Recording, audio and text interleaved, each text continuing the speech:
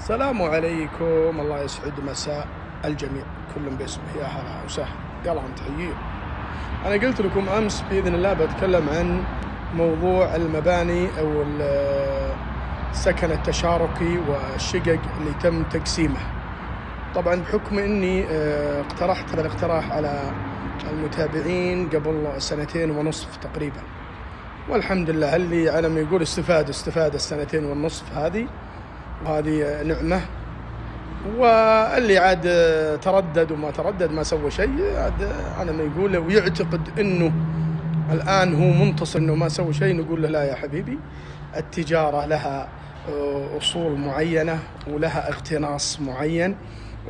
مثل ترى الشريط اللي يشتري سيارة ويبيعها يتكسب، جابت له 1000 باعها، جابت 1500 باعها، بعضهم تجيب له 5 7 وبيع، بعضهم تجيب له 12، فهي توفيق يعني. لا إله إلا الله محمد رسول الله. فيعني الإخوان اللي قسموا نقول لهم ترى الأمر واضح بالنسبة للنظام، سهل أمره، لا تعتقد أن الموضوع صعب وفيه مشاكل وفيه مدري. لا لا لا لا، خذ مخططك واتجه المكتب هندسي واطلب منهم تعديل مكونات البناء. الغرامة اعترض عليها وقدم، لأنه فيه فرصة أصلا وفيه فترة سماح وفيه الأمر سهل الحمد لله. يعني ما هي المسألة مسألة أنه أعد تعديل مكونات البناء، يسويها لك مكتب هندسي أكبر قدر ممكن مسموح لك فيه، وعدل بناء عليه، ترى بسيط. وبعدين حنا من البداية قلنا الذي تابع المقطع عندي قبل 2.5 كان 36 دقيقة كان في شرح مفصل، وانت أقول يا جماعة لا أحد يخطف السالفة ويركض بها، يفهم فحوى الفيديو. حوذ بالله فحوى هذه يا ولد، أقسم بالله العظيم. المهم، فاللي سمع المقطع جيدا بيلقى انه التقسيم ترى بسيط جدا. الان تقدر وترجع الشقة كما كانت، لكن قبل ترجعها اعرف كم الحد المسموح لك.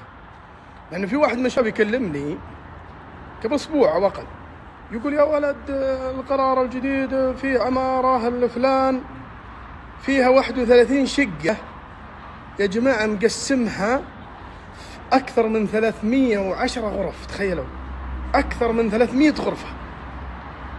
إبليس، وهذا مقسمها قبور يا ولد. زين، مؤجرة بالكامل ما شاء الله. فاللي أقصد أنه مثل هذا مرة يعني خاصة 30 31 شقة المفروض أنك تقسمها إلى يعني لا يلا محمد 30 قسمها 100 300 يا مجرم.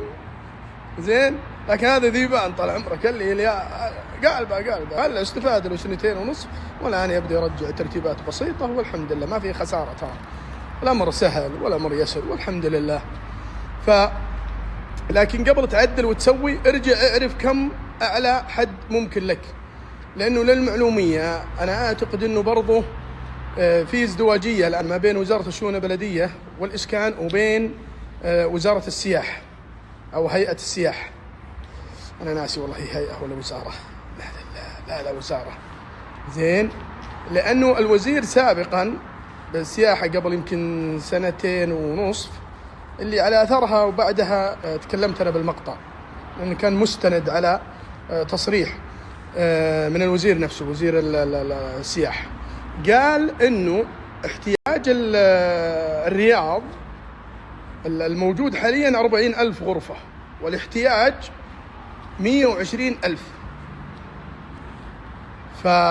وبناء عليه سمح بالسكن التشاركي، وسمح للناس إنها تأجر سواء عندهم ملحق أو يعني التأجير الشخصي، ودخلت بالتطبيقات التشاركية، وأصدرت هيئة السياحة رخصة لهالمسألة. فالموضوع كان مبني على إنه في احتياج، وما زال احتياج بازدياد أصلا.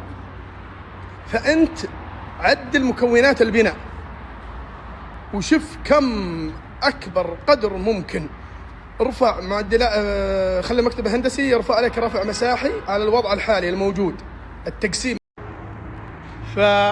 ارفعها كما هي الآن وشف مع المكتب الهندسي وش يقولون لك الأمانة. بيقولوا لك لا، كنسل هذه، كنسل هذه، سووا هذه، تعديل، ويمكن أنها تمشي على ما هي عليه. فلا تستعجل الأمور ولا تاخذك السوشيال ميديا تقول لا ما عليك، الأمور سهلات والحمد لله، في نظام وفي أنظمة وفي ترتيبات، ما هي مسألة بربسة كذا. أهم شيء أنك اعرف ما لك وما عليك. وش قلنا؟ اختصار الحديث هذا كله الآن توجه المكتب هندسي وقل أنا عندي المبنى هذا بيك تسوي لي رفع مساحي عليه وأبغى آخذ رخصة بناء عليه، وممكن يكون فيه تعديل مكونات البناء. زين، وانتهينا. الأمور سهلات جدا. ولو فرضنا أنهم رجعوك زي ما كنت، برضو الأمور سهلات. أنك من البداية لو كنت متابع المقطع الفيديو بتلقاني يقول لك قسم تقسيم سهل بحيث نقدر تعيدها بعدين بترتيباتها السابقة. فالأمر سهل جدا. أعرج على ما بديت به اللي هي مسألة أنه التجارة هي اقتناصة فرص وأحيانا شغل مؤقت. في أغلب يعني في محلات تجارية تفتحها أصلا أنت لمدة 6 7 8 شهور وتقفلها. في ناس يعتقد أنه لا فتح مشروع تجاري أنه لازم يا اليد دفنه هالمشروع ولا تراه خسران أو تراه فشل. لا أبدا. والله يا في ناس يفتحون أقسم بالله 6 شهور 8 شهور بهدف معين ويحققه ويقفل، وبعضهم سنة ويفتح ويقفل، وبعضهم شهر يفتح ويقفل، وبعضهم أقسم بالله ما يفتحه، فقط يستأجر المبنى ويخلص الهدف حقه ويكسب ويقفله. وبعضهم لا، يشتغل 3 سنين 4 سنين 5 سنين وتجي فرصة ثانية يقفل ويروح له فرصة ثانية. فما مو ولدك أنت مرتبط به ابن حلال، أنت تعامله معاملة كليتك ولا معاملة لا هذا بزنس تجاري.